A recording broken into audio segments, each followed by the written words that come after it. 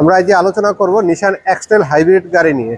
তো আমরা সকলেই জানি নিশান এক্সটেল যে আমাদের হাইব্রিড গাড়িগুলো আছে এগুলার কিছু কমন প্রবলেম আছে, সেগুলো আমরা আমাদের অনেকগুলো ভিডিওতে আপনাদেরকে আমরা এগুলা বিষয়ে জানানোর চেষ্টা করছি যে কি কি প্রবলেমগুলো আছে।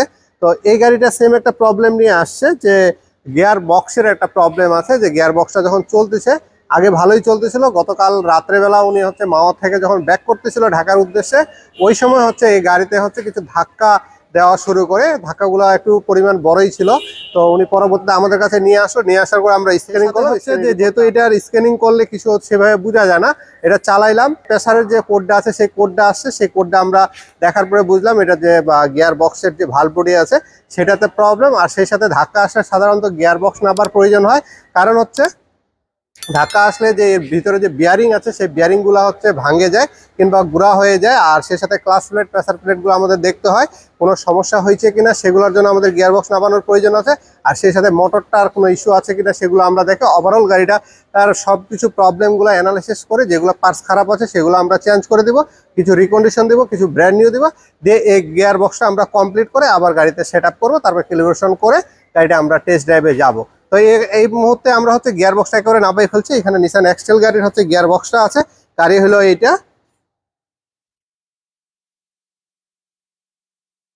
তো এই নিশান এক্সটেল গাড়ির যে গিয়ার বক্সটা আছে এই বক্সের আমরা কিছু মেনটেনেন্সের জন্য আমরা সবসময় বলে থাকি যে আমাদের যে গাড়িটা আছে সেই গাড়ির গিয়ার অয়েলটা আমরা প্রতি বছর চেঞ্জ করব।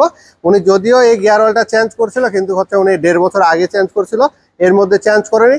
তারপরেও এটা একটা মেয়াদ হয়ে গেছে, টাইম আছে, এই কারণে হয়তোবা নষ্ট হয়েছে, কিংবা যে কোনো আমরা খোলার পরে বলতে পারবো আসলে এটার কি কারণে এটার ড্যামেজটা চলে আসলো।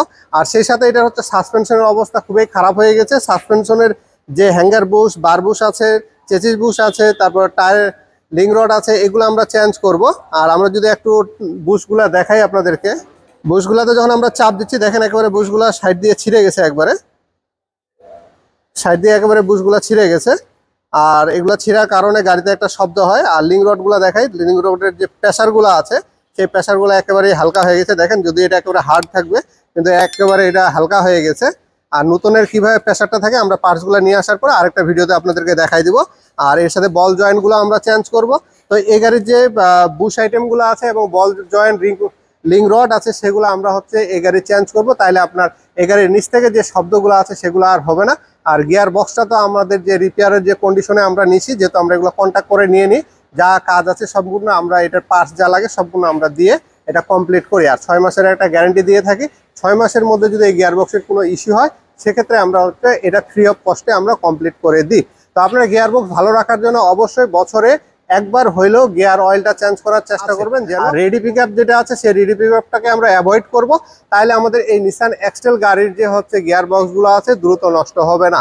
আর সেই সাথে ABS model, brake booster, motor, এগুলা রিপেয়ারের কাজগুলো করা যায়। আর এবিএস মডেলগুলো সাধারণত অনেকে আমরা রিপেয়ারের অপশন দিই, আমরাও রিপেয়ার করে থাকি, কিন্তু রিপেয়ারটা ভালো হয় না। আপনার এবিএস মডেলের যখন ব্যাপারটা আসবে তখন আপনারা চেষ্টা করবেন ব্র্যান্ড নিউ লাগানোর প্রথম চয়েস রাখবেন, সেকেন্ড চয়েস আপনার রিকন্ডিশনটাকে রাখবেন। আর রিপেয়ারটাকে আপনারা না করলেই ভালো, কারণ রিপেয়ারটা বেশি দিন লাস্টিং করে না। এই জন্য রিপেয়ার এবিএস মডেলটা না করাটাই বেটার। তো সব মিলে আপনারা ভালো থাকবেন, আমাদের জন্য দোয়া করবেন। ধন্যবাদ।